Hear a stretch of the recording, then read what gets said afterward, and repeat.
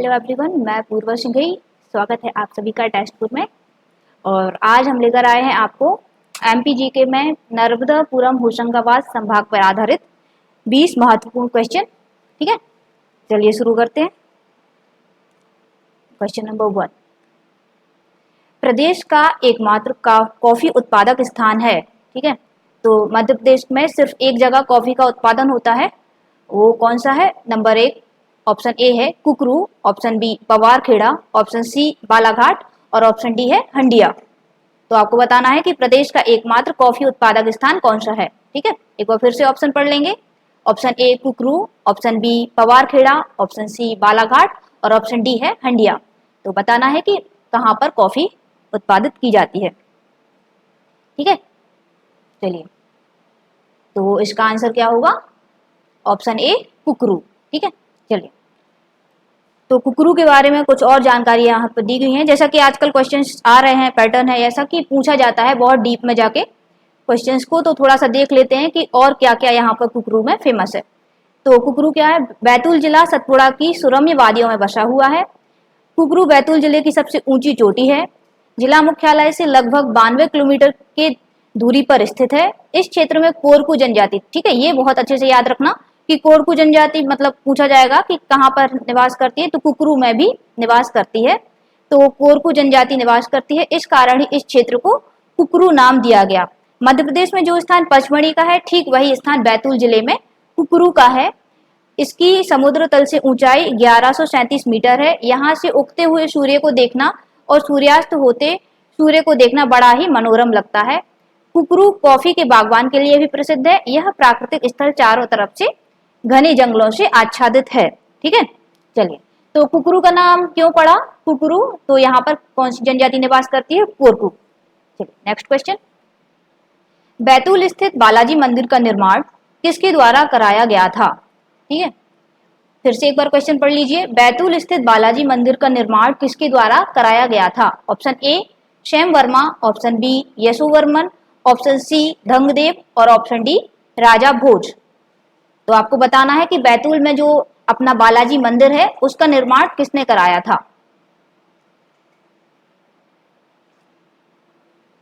तो ठीक है, इसका आंसर क्या होगा? Option A Shyam Varma. चलिए, श्याम वर्मा के बारे में जान लेते हैं थोड़ा सा।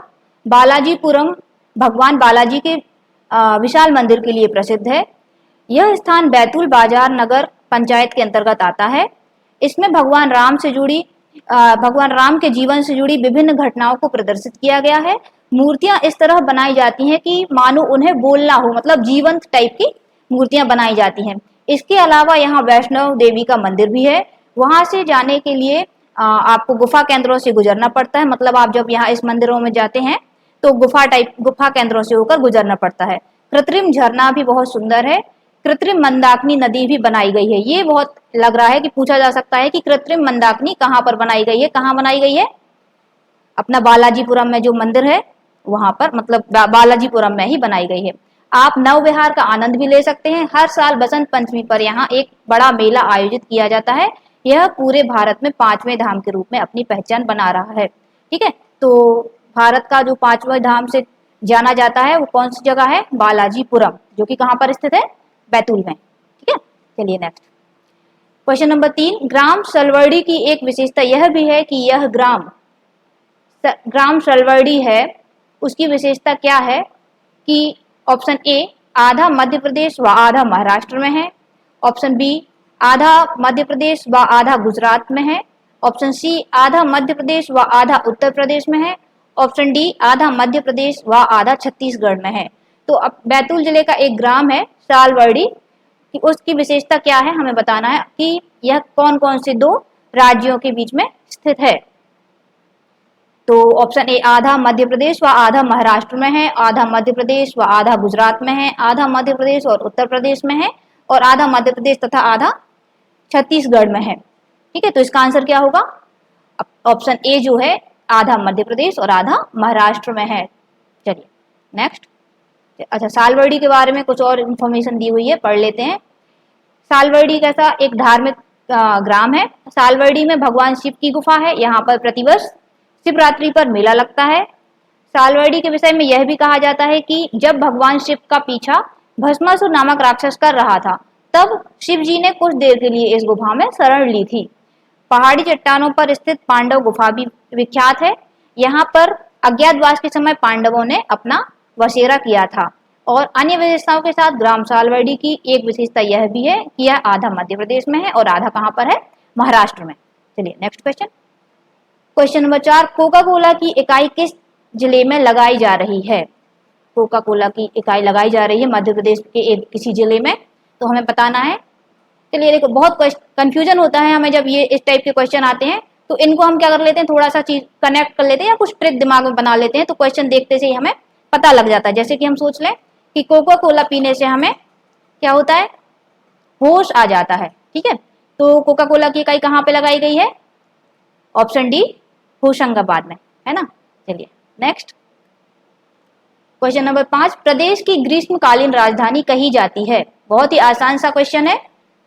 प्रदेश की ग्रीष्मकालीन राजधानी कही जाती है? Option A Harda, option B Khandwa, option C Pachmarhi और ऑप्शन डी है जबलपुर।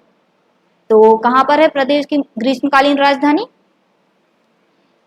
मतलब जहां पर गर्मियों के समय कैसी थोड़ा सा ठंडक का अनुभव हम करते हैं, वही ग्रीष्मकालीन राजधानी होगी। तो कौन सा होगा? Option D option C Pachmarhi. ठीक है, तो प्रदेश की ग्रीष्मकालीन राजधानी कौन सी होगी? Pachmarhi. Next question number 6, Chauragarh, हांडीको घाटी, प्रियदर्शनी पॉइंट, रीछगढ़, मधुमक्खी झरना आदि देख रहे हैं, तो आप किस स्थान पर हैं? ठीक है, मतलब ये जो प्राकृतिक स्थान दिए गए हैं वो कहाँ पर स्थित हैं, हमें बताना है। एक बार फिर से इन चारों के नाम पढ़ लेंगे। चौरागढ़, हांडीको घाटी, प्रियदर्शनी पॉइंट, रीछगढ़, मधुमक्खी झरना आदि देख रहे हैं, तो आप किस स्थान पर हैं? Option A Betul, option B Rewa, option C Sehore और ऑप्शन डी पचमढ़ी। तो ये सभी कहाँ पर स्थित होंगे? आप लोग गए होंगे उस जगह पर, तो आपको पता भी होगा कहाँ पर है। Option D Pachmarhi. ठीक है, और भी बहुत सारी चीजें हैं, आप कमेंट करके बताइए कि पचमढ़ी में और कौन कौन सी जगह हैं जो घूमने के लिए हैं। चलिए नेक्स्ट, गेहूं का सबसे पुराना अनुसंधान केंद्र किस कृषि महाविद्यालय में स्थित है? गेहूं का एक सबसे पुराना अनुसंधान केंद्र है जो कि किस कृषि महाविद्यालय में स्थित है? Option A Sehore, option B Rewa, option C Pawarkheda और ऑप्शन डी खंडवा। तो आपको बताना है कि जो गेहूं का सबसे पुराना अनुसंधान केंद्र है वह कहां पर स्थित है। चलिए बताइए, फिर से ऑप्शन पढ़ लीजिए। Option A Sehore, option B Rewa, option C Pawarkheda और ऑप्शन डी खंडवा। कहां पर है? Option C Pawarkheda. चलिए, ये पवारखेड़ा में है। क्वेश्चन नंबर 8, अखंड भारत के केंद्र बिंदु पर बसा है। अखंड भारत के केंद्र बिंदु पर कौन सा जिला बसा है, इनमें से आपको बताना है। Option A Jabalpur, option B Vidisha, option C Sagar और ऑप्शन डी है बैतूल। आपको बताना है कि जो अखंड भारत का केंद्र बिंदु है वह इनमें से किस जिले पर बसा हुआ है। तो क्या होगा इसका आंसर? बैतूल जो है ऑप्शन डी, वह अखंड भारत के केंद्र बिंदु पर बसा हुआ है। ठीक है, नेक्स्ट, चलिए बैतूल के बारे में और कुछ जानकारी है कि भारत की हृदय स्थली में स्थित बैतूल जिला पवित्र ताप्ती नदी के उद्गम स्थल का गौरव प्राप्त किए हुए है। दिल्ली मद्रास मुख्य लाइन पर भोपाल नागपुर के मध्य में स्थित है। अकबर महान के 9 रत्नों में से एक रत्न जो थे टोडरमल के द्वारा कराए गए सर्वेक्षण से ज्ञात अखंड भारत के केंद्र बिंदु पर बसा यह जिला आदिवासी संस्कृति को उद्घाटित करता है। ठीक है, तो जो अकबर के 9 रत्नों में से एक थे तोडरमल जी, इन्होंने इस भूमि पर सर्वेक्षण किया था। कहाँ की भूमि पर किया था? बैतूल की भूमि पर। ठीक है, और क्या है बैतूल में? जो अपनी ताप्ती नदी है उसका उद्गम भी है। तो आपको ये पता होना चाहिए कि कहाँ पर है ताप्ती नदी का उद्गम। आप कमेंट करके बताइए, मतलब बैतूल में तो है लेकिन बैतूल में भी किस जगह पर। चलिए नेक्स्ट क्वेश्चन, भोपाली का मेला प्रसिद्ध है। भोपाली का मेला कहाँ लगता है? Option A Bhopal, option B Sehore, option C Betul और ऑप्शन डी दमोह। तो जैसा कि आपको ऑप्शन में दिख रहा होगा, ऑप्शन देख के आपको लग रहा होगा कि भोपाली का मेला कहाँ लगता है, तो ये आपको लग रहा होगा क्वेश्चन से कि भोपाल में लगता है, जो कि बिल्कुल गलत है। भोपाल में नहीं लगता है। आपको बताना है कहाँ लगता है भोपाली का मेला। बैतूल में लगता है, ठीक है। और किस नाम से लगता है? छोटा महादेव नाम से। चलिए क्वेश्चन नंबर 10, प्रदेश की पहली टिश्यू कल्चर लैब स्थापित की गई है। मध्य प्रदेश में पहली जो टिश्यू कल्चर लैब स्थापित की गई है वह कहां पर की गई है? Option A Jabalpur, option B Vidisha, option C Betul और ऑप्शन डी भोपाल। तो कहां पर स्थापित की गई है? जबलपुर में या विदिशा में या बैतूल में या भोपाल में? कहाँ की गई है? प्रदेश की सबसे पहली टिश्यू कल्चर लैब है वह बैतूल में स्थापित की गई है। आंसर क्या होगा? Option C Betul. चलिए ठीक है। क्वेश्चन नंबर 11, गंजन या गुंजन गुंजन सिंह कोरकू जो अंग्रेजी हुकूमत के खिलाफ लड़े किस जिले से संबंधित हैं? तो अपन ने पढ़ा होगा इनके बारे में। तो मध्य प्रदेश के एक सेना नायक भी हैं। किस जिले से संबंधित है? Option A Khandwa, option B Hoshangabad, option C Harda और ऑप्शन डी बैतूल। तो जो गुंजन सिंह कोरकू हैं वो अंग्रेजी हुकूमत के खिलाफ लड़े थे और किस जिले से संबंधित हैं? और आपको ये भी पता होना चाहिए कि ये किस सत्याग्रह से संबंधित है, ठीक है। चलिए इसका आंसर क्या होगा? गुंजन सिंह कोरकू कहाँ से संबंधित है? ऑप्शन डी बैतूल से, ठीक है। और ये किस सत्याग्रह से संबंधित है? जंगल सत्याग्रह। क्वेश्चन नंबर 12, प्रदेश की संतरा मंडी है। Option A Babai, option B Multai, option C Neemuch और ऑप्शन डी खुरई। तो प्रदेश की संतरा मंडी कहाँ पर है? प्रदेश की, ध्यान रखना, प्रदेश की पूछ रहे हैं। कहाँ पर है? ऑप्शन बी मुल्ताई में, ठीक है। कहाँ पर है इसकी? मुल्ताई में। कौन सी मंडी है? प्रदेश की संतरा मंडी है। और मुल्ताई से एक और चीज याद आ रही है, आप लोगों को भी याद आई होगी, कमेंट करके बताइए। चलिए नेक्स्ट क्वेश्चन नंबर 13, प्रदेश का एकमात्र कॉफी उत्पादक स्थान है। बहुत ही आसान है, बिल्कुल अपन को तुरंत में बनना चाहिए। अभी अभी हम पढ़ के भी आए हैं पीछे। तो प्रदेश का एकमात्र कॉफी उत्पादक स्थान कौन सा है? ऑप्शन ए कुकरू, ठीक है। चलिए नेक्स्ट कुकरू, है ना। ये अपन ने पढ़ लिया था कि क्या है, कोरकू जनजाति की वजह से इसका नाम पड़ा था। बैतूल जिले की सतपुड़ा पर्वत की सुरम्य वादियों में बसा हुआ है। और बैतूल जिले की सबसे ऊंची चोटी कौन सी है? कुकरू है ना। चलिए, और जो मध्य प्रदेश में जो पचमढ़ी का स्थान है और बैतूल जिले में वही काय का स्थान है? कुकरू का। क्वेश्चन नंबर 14, बैतूल स्थित बालाजी मंदिर का निर्माण किसके द्वारा कराया गया था? ये भी शायद रिपीटेड क्वेश्चन है, बिल्कुल आसानी से बनना चाहिए। चलिए इसका सीधा आंसर बता दीजिए क्या है। Option A Shyam Verma, option B Yashovarman, option C Dhangadeva, option D Raja Bhoj. तो क्या होगा? Option A Shyam Varma. चलिए श्याम वर्मा के बारे में भी पढ़ चुके हैं। और देख लीजिए क्या क्या है यहाँ पे। बालाजीपुरम में भगवान बालाजी का मंदिर है, बैतूल पंचायत के अंतर्गत आता है। ऐसी मूर्तियां बनाई जाती हैं जो जीवंत टाइप की दिखती हैं। कृत्रिम मंदाकिनी नदी बनाई जाती है। बसंत पंचमी पर यहाँ पर मेला लगाया जाता है। कहाँ पर लगाया जाता है? बालाजीपुरम में, ठीक है। नेक्स्ट, ग्राम सालवड़ी की एक विशेषता यह भी है कि यह ग्राम कहाँ कहाँ स्थित है? किन दो राज्यों के मध्य स्थित है? आधा मध्य प्रदेश व आधा महाराष्ट्र में, आधा मध्य प्रदेश व आधा गुजरात में, आधा मध्य प्रदेश व आधा उत्तर प्रदेश में और आधा मध्य प्रदेश और आधा छत्तीसगढ़ में। तो ये कहाँ पे स्थित है? दो राज्यों के बीच स्थित है।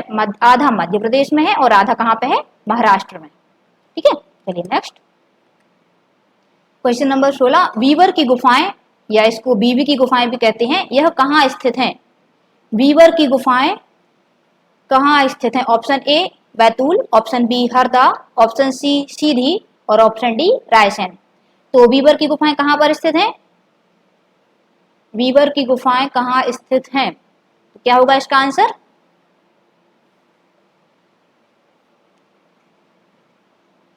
वीवर की गुफाएं, इनका उपनाम है बीवी की गुफाएं।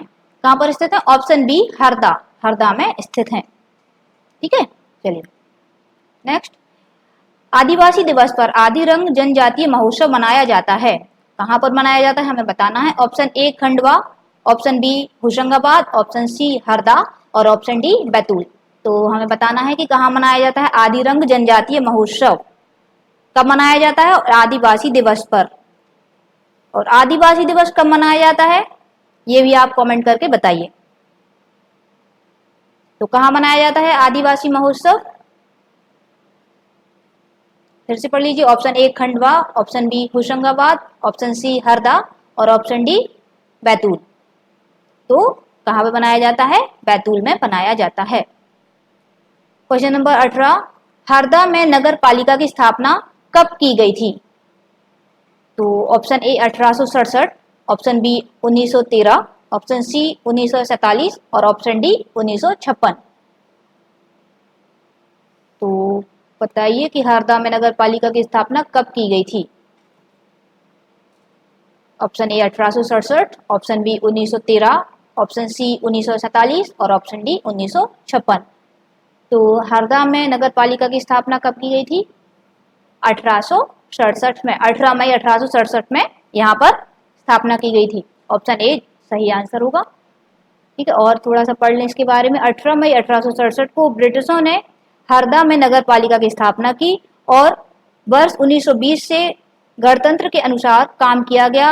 हरदा में अंडरग्राउंड ड्रेनेज ब्रिटिश वास्तुकार का सबसे अच्छा उदाहरण है। प्रशासन के उद्देश्य से तहसील हरदा को वर्ष 1913 में स्थापित किया गया था। चलिए नेक्स्ट, मान्यताओं के अनुसार नर्मदा नदी के मध्य बिंदु पर स्थित है। तो नर्मदा नदी के मध्य बिंदु पर इनमें से कौन सी जगह स्थित है बताना है। Option A Handia, option B Omkareshwar, option C भेड़ाघाट और ऑप्शन डी है बरमान। तो नर्मदा नदी के मध्य बिंदु पर, ठीक है, किनारे तो बहुत सारी जगह स्थित है लेकिन मध्य बिंदु पर बताना है कि मध्य बिंदु पर कौन सी जगह स्थित है। चलिए, नर्मदा नदी की जब बात आई है तो आप बताइए कि नर्मदा नदी की लंबाई कितनी है और मध्य प्रदेश में कितनी है, ओवरऑल कितनी है। चलिए ये बताइए, मध्य प्रदेश के अनुसार नर्मदा नदी के मध्य बिंदु पर स्थित है, कौन सी जगह स्थित है? ऑप्शन ए हंडिया। ठीक है, चलिए नेक्स्ट। अच्छा, हंडिया के बारे में थोड़ा सा पढ़ लें। हरदा जिला मुख्यालय से लगभग 21 किलोमीटर उत्तर में एक अत्यंत प्राचीन स्थान है हंडिया। मान्यता है कि नर्मदा नदी के मध्य बिंदु पर स्थित है। नर्मदा की परिक्रमा करने वाले भक्तजन यहाँ से अपनी तीर्थ यात्रा प्रारंभ करते हैं। जनश्रुति के अनुसार इसी स्थान पर पौराणिक ऋषि जमदग्नि और हैहय वंश के सहस्रार्जुन का मिलन हुआ था। ठीक है, दिल्ली एवं दक्षिण भारत के मार्ग में नर्मदा तट पर स्थित हंडिया मुगल काल में प्रशासनिक, धार्मिक, व्यापारिक एवं सामरिक सभी दृष्टियों से एक महत्वपूर्ण स्थान रहा है। ठीक है, इसको एक बार पढ़ लीजिएगा, काम की इंफॉर्मेशन है। ठीक है, नेक्स्ट क्वेश्चन नंबर 20, मुल्ला दो प्याजा की मजार किस जिले में स्थित है? तो मुल्ला दो प्याजा की जो मजार है वह कहाँ पर स्थित है? Option A Harda, option B Khandwa, option C Damoh और ऑप्शन डी भोपाल। तो मुल्ला दो प्याजा की जो मजार है वह कहाँ स्थित है बताना है।